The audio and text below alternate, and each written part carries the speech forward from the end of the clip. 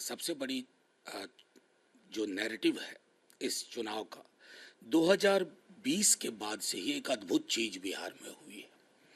2020 में तेजस्वी जी के कैंपेन में अ, जब कमाई दवाई सिंचाई सुनवाई कार्रवाई की बात हुई तो ये नैरेटिव बन गया ऑर्गेनिक, मतलब ये स्वाभाविक हिस्सा हो गया बिहार के अंतर्मन का, बिहार के मानस का।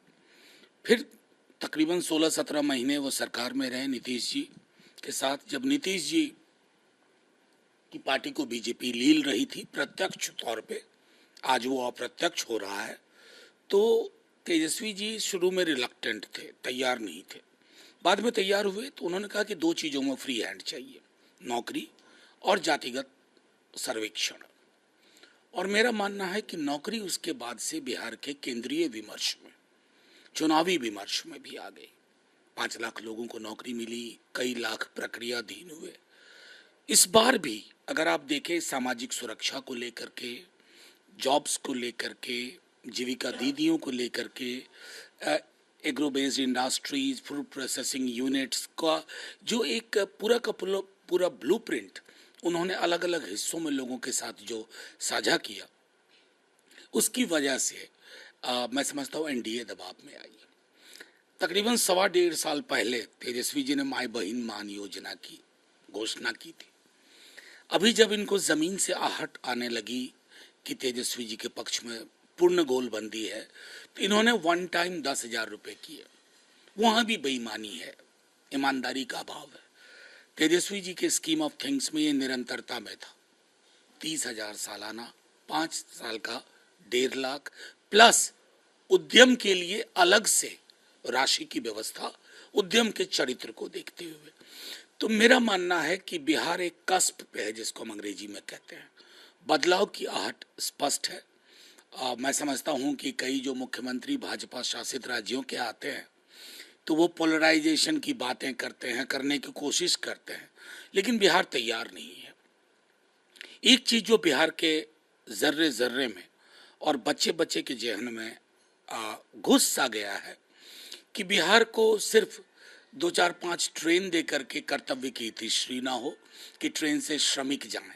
मैं आज सुबह प्रेस कॉन्फ्रेंस में भी मैंने कहा था, ये नहीं होना चाहिए कि पूंजी निवेश बिहार में, गुजरात में, और मजदूरों का प्रवेश बिहार से।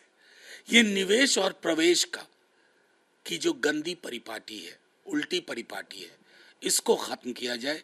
ये चुनाव का मेजर नैरेटिव है बिहारियों के अंतर्मन में, ना सिर्फ महागठबंधन।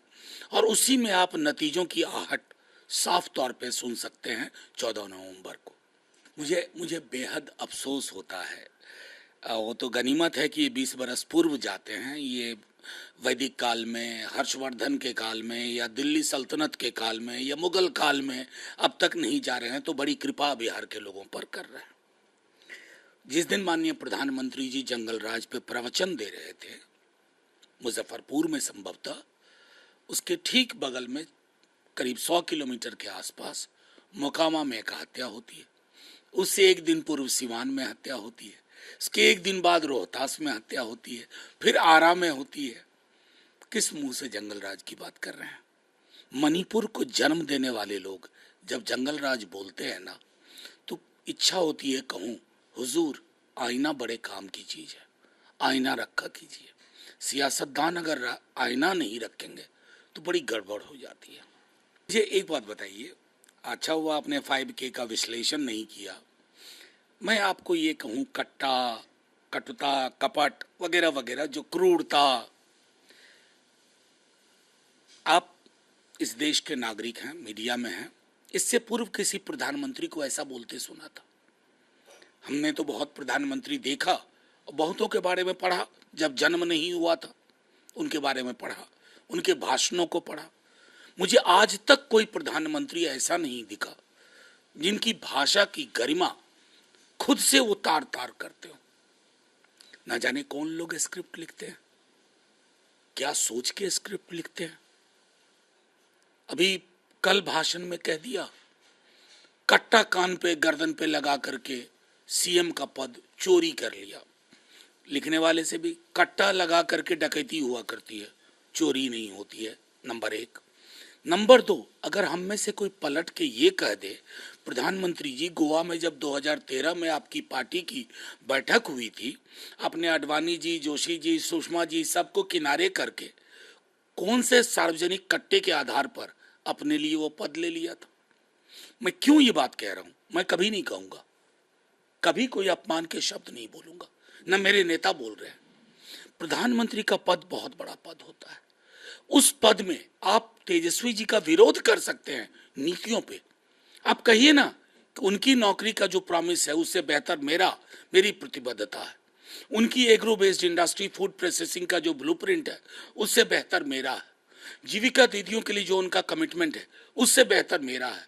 सामाजिक सुरक्षा पेंशन को लेकर के जो तेजस्वी जी और महागठबंधन कह रहा है उससे बेहतर मेरा है। लेकिन आप वो कह ही नहीं रहे।